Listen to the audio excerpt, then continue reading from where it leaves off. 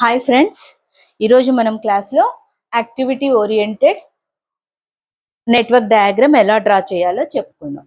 Okay, so activity oriented network diagram.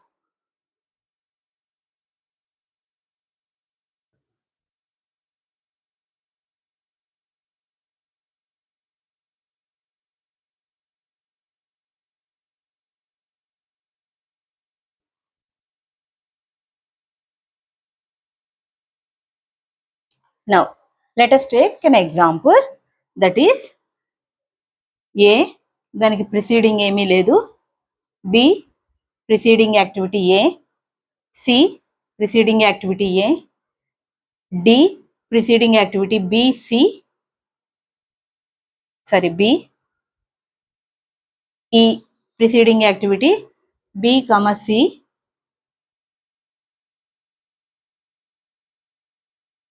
And F, preceding activity E.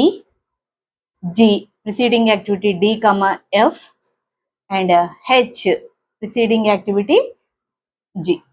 ఇది అమ్మ మన problem. Okay, ఇప్పుడు చూడండి, ఈ ప్రాబ్లంలో ప్రిసీడింగ్ అంటే అర్థం ఏంటి అంటే ముందు జరిగినది. మనము ప్రీవియస్ లింక్లో చెప్పుకున్నాము. So this is preceding activity and this is succeeding activity. Activity which is represented in యారోలో రిప్రజెంట్ చేస్తాము. సో ప్రిసీడింగ్ యాక్టివిటీ అంటే ఏంటి? ఇది ముందు జరిగిన పని, దీని తర్వాత జరిగిన పని ఇది. ఓకే, ప్రిసీడింగ్ యాక్టివిటీ ఏం జరగలేదు, ఏకి ముందర ఏ పని జరగలేదు. అలానే బికి ముందు జరిగిన పని ఏంటి? ఏ. సికి ముందు కూడా ఏనే జరిగింది. డికి ముందు బి అనే పని, ఈకి ముందు బిసి, ఎఫ్కి ముందు ఈ, జికి డిఎఫ్ అండ్ హెచ్కి జి అనే పనులు జరిగినాయి. ఇది మనం నెట్వర్క్.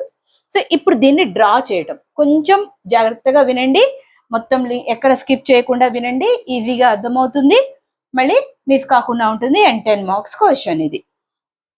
ఓకే, సో ఏకి ప్రిసీడింగ్ ఏమన్నా ఉందమ్మా? ఏమీ లేదు. సో ఎప్పుడు కూడా యాక్టివిటీని ఈవెంట్స్ తోనే కనెక్ట్ చేయాలి, ఉత్తగా యాక్టివిటీ గీయకూడదు. ఏమీ లేదు కాబట్టి ఇప్పుడు చూడండి, ఇది ఏ, దీనికి ముందు ఏమన్నా జరిగిందా? ఏమీ లేదు. సో ఇప్పుడు చూడండి, ఏకి ప్రిసీడింగ్ ఏమీ లేదు. Okay, so this is the first activity. ఈ యాక్టివిటీ ఎప్పుడు కూడా 2 ఈవెంట్స్ ని కనెక్ట్ చేయాలి. నెక్స్ట్ బి అనే యాక్టివిటీకి ప్రిసీడింగ్ యాక్టివిటీ ఏంటి? ఏ. సో దీనికి మనము ఇట్లా వెళ్దాం, this is B. And C అనే యాక్టివిటీకి కూడా ప్రిసీడింగ్ యాక్టివిటీ ఏనే.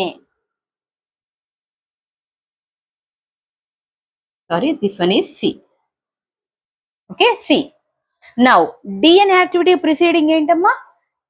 E. Sorry, B. So, B అనే యాక్టివిటీ ప్రిసీడింగ్ యాక్టివిటీ. ఇప్పుడు ఇక్కడి నుంచి ముందుకు వెళ్ళాలి. This one is D. ఇప్పుడు చూడండి, డికి ముందు ఏం జరిగింది అంటే పని బి జరిగింది. ఇప్పుడు డికి ముందు బి జరిగింది. అలానే సికి ముందు ఏం జరిగింది అంటే సికి ముందు ఏ జరిగింది. ఓకే, బికి ముందు ఏం జరిగింది? ఏ జరిగింది. ఏకి ముందు ఏముంది? ఏమీ లేదు. ఓకే, అర్థమైంది కదా? నౌ ఈకి ముందు బిసి, ఇక్కడ బి ఒక చోటు ఉంది, సి ఒక చోటు ఉంది. ఆ 2 కూడా ఈ యాక్టివిటీకి కనపడాలి. ఇక్కడ పాసిబుల్ అవుతుందో ఇవి 2 ఒకే దగ్గరికి తీసుకురావటము? పాసిబుల్ కాదు. కాబట్టి మనం ఏం చేస్తున్నామంటే అవసరమైనప్పుడు మనం వాడుకోవచ్చు అని ఒకటి చెప్పుకున్నాం, అవే డమ్మీ యాక్టివిటీ. ఆ డమ్మీ యాక్టివిటీని మనము ఇక్కడ ఈ కోసం గీస్తున్నాం. అయితే నువ్వు యారో అనేది ఎటైనా గీసుకోవచ్చమ్మా, ఎదర్ పై కన్నా తీసుకోవచ్చు లేదా కింది కన్నా తీసుకోవచ్చు. ఫర్ ఎగ్జాంపుల్ నేను మీకు అదర్ కలర్ లో చూపిస్తాను. ఇట్లా గీసాం అనుకుందాం యారో. ఇప్పుడు ఈ యారో అంటే ఇక్కడ ఈ రీసోర్సెస్ ఏం కన్జ్యూమ్ చేయదు, బట్ ఈ సర్కిల్ ఈక్వలే అని రిప్రజెంటేషన్ వస్తుంది. ఇప్పుడు బీసీ కామన్ గా వెళ్ళేది ఏంటి? ఈ. ఓకే, సో నేను ఇక్కడికి వెళ్ళి ఈ వెళ్తా. ఓకే, నౌ ఎఫ్ అనే యాక్టివిటీకి ప్రిసీడింగ్ ఏంటి? ఈ. నేను ఇక్కడ నుంచి ఎఫ్ వెళ్ళిపోవచ్చు ఇటు, కానీ కింద చూడండి డిఎఫ్ కాంబినేషన్ ఉంది. ఓకే, డి ఏమో ఇక్కడ ఎండ్ అవుతుంది, ఎఫ్ ఏమో ఇక్కడెక్కడ అవుతుంది. 2 కాంబినేషన్ వచ్చే అవకాశం ఉందా? లేదు కదా. మళ్ళీ ఇంకో డమ్మీ వాడాల్సి వస్తుంది. అది తప్పు. మనం వీలైనంత వరకు డమ్మీస్ అవాయిడ్ చేయాలి. కాన్వర్ట్ కండిషన్ లోనే డమ్మీ యాక్టివిటీ వాడాలి. ఇక్కడ మనము ఈ విధంగా గీసినట్టయితే ఈ యాక్టివిటీ, ఇప్పుడు ఎఫ్ యాక్టివిటీకి ముందు పని ఏంటి? ఈ. అలానే డిఎఫ్ రెండు ఒకే చోట ఎండ్ అయినాయి కదా. ఓకే, ఇప్పుడు డిఎఫ్ నుంచి ఏమొస్తుంది? జి అనే యాక్టివిటీ వస్తుంది. జి అనే యాక్టివిటీ వచ్చింది. ఇప్పుడు నెక్స్ట్ ఈ జి అనే యాక్టివిటీకి ప్రిసీడింగ్ యాక్టివిటీగా ఉన్నది ఏంటి? H activity.